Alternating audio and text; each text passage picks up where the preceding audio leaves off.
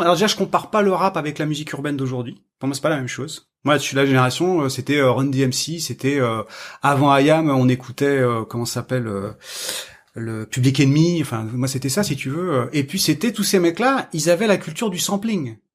Donc ces mecs-là, certains, c'était des musicologues. Ils écoutaient de la soul, ils écoutaient de la funk, ils samplaient cette musique-là et ils rappaient par-dessus. Alors, j'ai pas écouté énormément de rap, mais avec mon cousin, on en écoutait un peu. Et moi, j'ai connu l'époque du Smurf, tout ça. Et il y avait de très bonnes choses. Et il y avait des très bonnes choses parce que c'était basé sur des trucs qui groovaient et qui tournaient monstrueux. Quand t'écoutes MC Solar, Bouche de là, tout ça, c'est des trucs ressemblés de trucs qui, quand t'écoutes les originaux, tu dis ah putain, mais l'original est presque mieux que la version, parce que tu redécouvres le vrai groove. Ces trucs-là fonctionnaient, encore une fois, il y avait un lien avec le passé. Ce que j'écoute aujourd'hui dans la musique urbaine, Maître Gims, Jul, je connais pas, mais je sais que c'est la même merde, Ayana machin, tous ces trucs-là, si tu veux, c'est, non, mais j'en ai rien à secouer, je peux dire ce que je pense, si tu veux, n'importe, c'est qu'on va me tomber dessus, mais si tu veux. Mais qui va te tomber dessus pour dire que Jul n'est pas hyper qualitative musicalement? Non, mais en plus, c'est pas pour lui faire un, comment dire, quand je dis comme ça, c'est vrai que ça paraît bête, et c'est pas du tout pour lui faire un procès à lui, mais on comprend cet univers-là. C'est pas contre lui particulièrement. Ne me touche pas, et je sais très bien pourquoi. Quand j'ai même Aya Nakamura, je l'ai relevé puisqu'on a fait une parodie pour le spectacle. Moi, j'ai dû mettre les deux mains dans le cambouis pour rester poli. Et donc, je vois bien que c'est pas du tout comme les rappeurs où il y avait je pourrais comparer au sens où les rappeurs parlaient de leurs problèmes dans les lyrics, ils parlaient de leurs problèmes de ratio, si tu veux, notamment Public Enemy, tout ça, 911, c'était par rapport à ce qu'ils vivaient, et Aya Nakamura raconte ce qu'elle vit de minette de banlieue, et qu'a priori l'essentiel de ces textes, c'est ses problèmes avec des mecs. Et ça, je pourrais dire, après tout, moi, ça, j'ai pas à juger. Parce qu'elle, son univers urbain, c'est, tu me racontes des bails, tu me dis que je t'ai pas, il paraît que tu m'as pris en levrette, je sais pas quoi. Si ça parle à des générations et que ça représente quelque chose, ça, j'ai pas à juger. Tu vois ce que je veux dire? Par contre, en tant que musicien, je peux dire que quand j'écoutais Public Enemy, IAM, quand j'écoutais ce truc-là, ça me plaisait, il y avait quelque chose qui évoquait dans les tournes et dans ce qu'ils avaient samplé, même si le sampling était critiqué. Dans l'échantillonnage, il y avait quelque chose qui me rattachait à une tradition et j'ai pu écouter ça. Je ne peux pas écouter ce qui est produit aujourd'hui par Maître Gims ou consort. Pour moi, c'est inaudible parce que c'est une régression musicale. Et l'habillage formel qu'on nous vend comme étant révolutionnaire, pour moi, c'est de la daube. C'est de la merde. Voilà.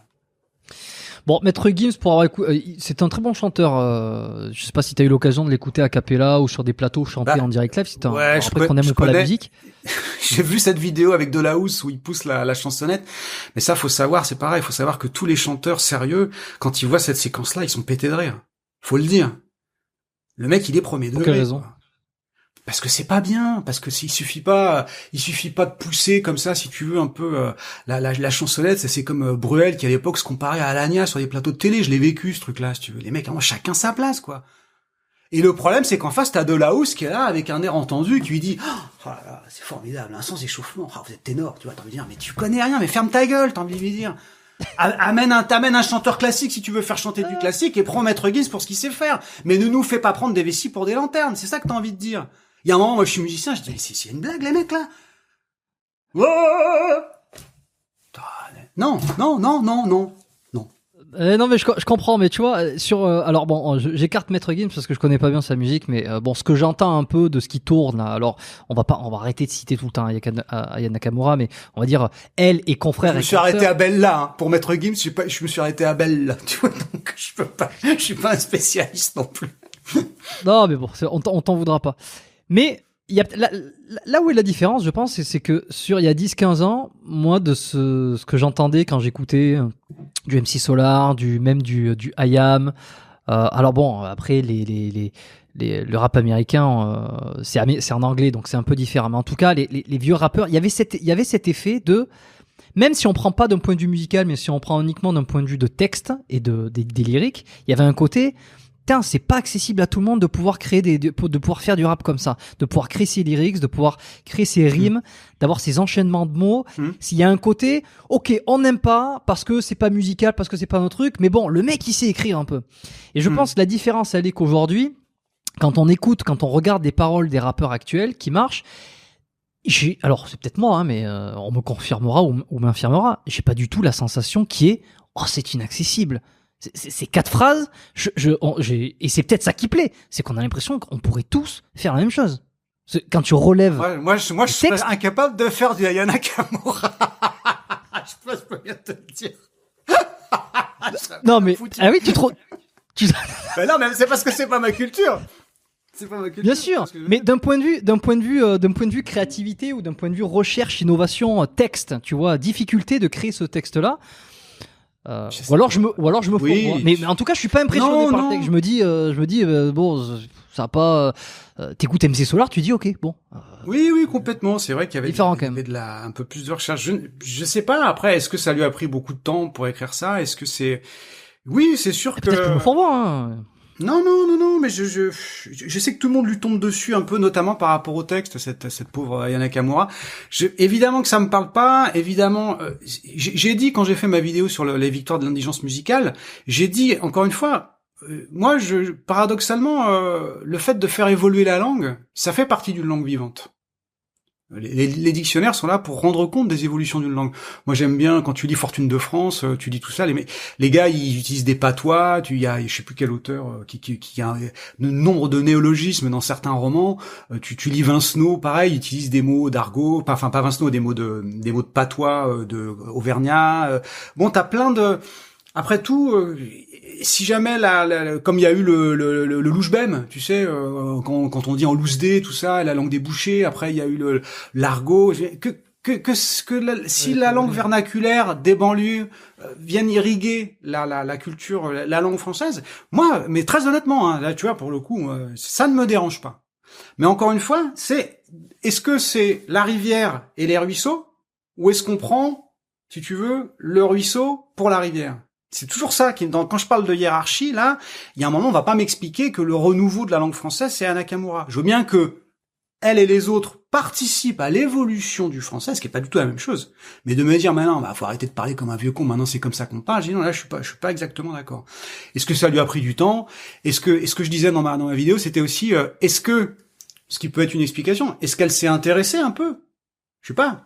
Est-ce qu'elle a lu un peu de la poésie? Est-ce qu'elle s'est intéressée à la culture française? Je ne lui fais pas un procès d'intention, j'en sais rien. Parce que c'est pareil, moi, dans la musique, une fois que t'as joué Mozart, je faisais le faux procès de Pierre Boulez. Le mec, il a tout plié à 18 ou 19 ans. Donc, le mec, à un moment, il dit, moi, j'ai pas envie de faire, du Mozart ou du Ravel, entre guillemets, il l'avait compris, j'ai envie de proposer autre chose. Ah, respect, mec. Moi, je comprends pas, mais que tu ne peux que respecter la démarche, surtout qu'en descend le niveau du gars. Mais c'est Boulez, c'est pas Aya Nakamura. Donc, c'est comparaison n'est pas raison. Maintenant, encore une fois, si c'est prendre quelqu'un, si tu veux, et puis les paroles ou la musique, c'est un peu ce qui me tombe sous les mains. Je fais ça, et puis je fais un... Cela dit, David Guetta, c'est un peu ce qu'il fait aussi, si tu veux. Hein, tant qu'à ouvrir le sac et à sortir les noms, si tu veux, c'est un peu... c'est une grande famille d'indigents, tu vois. Donc voilà, quoi. Ah, il y en a qui réussissent, hein, tu vois. C'est tellement... Mais oui, mais parce que tu vois, je suis en train de penser, mais Aya Nakamura ou même ou David Guetta ou quoi, mais... Enfin, ils sont pris au piège dans toute cette, dans ce côté gauche, enfin, gauche, pas politique, gauche, droite, avant, arrière, en train de se faire juger. C'est vrai que si je me mets à sa place, parce que c'est un truc que j'aime bien faire, la meuf, elle était là, elle a créé de la chanson, un truc qu'elle kiffait. Elle s'est retrouvée à être de plus en plus populaire, ce qu'elle faisait plaisait, et maintenant, elle se fait critiquer de pas avoir, j'imagine qu'elle peut se dire, mais allez vous faire foutre, je fais ce que je veux et ça plaît aux gens. C'est quoi votre problème, tu vois? Et c'est ça qui est difficile, c'est que on pourrait reprocher, tu vois, du fait que est-ce qu'elle s'est inspirée de la musique classique, est-ce qu'elle a étudié un petit peu la musique, est-ce qu'elle a essayé d'apporter un truc ou quoi? Mais de notre côté, on peut très bien se dire, mais en fait, elle a fait ce qu'elle a voulu et puis ça a marché. Et alors, quel compte elle a à rendre à quiconque? Ok. Et David Guetta, pareil, je veux dire, à un moment donné. Oui, clairement. Mec, ah non, mais de toute façon. Ça inspire le respect, quoi, tu vois. Oui. C'est ça qui est... Pas le mien. Moi, je pas beaucoup de, moi, les millions, non, mais je te dis, franchement, quand on dit ça, moi, les millions ne m'inspirent pas le respect. J'ai rien à foutre de David Guetta. Moi, il fait de la merde, ça ne m'intéresse pas. Le mec, il est riche à millions, et tant mieux pour lui. Mais je n'écoute pas David Guetta, et je n'ai pas d'admiration pour ce type de production musicale. Voilà. Et par rapport à Aya Nakamura, j'ai dit une phrase qui a été mal perçue quand j'ai dit elle a pris les codes, les codes de la femme occidentale.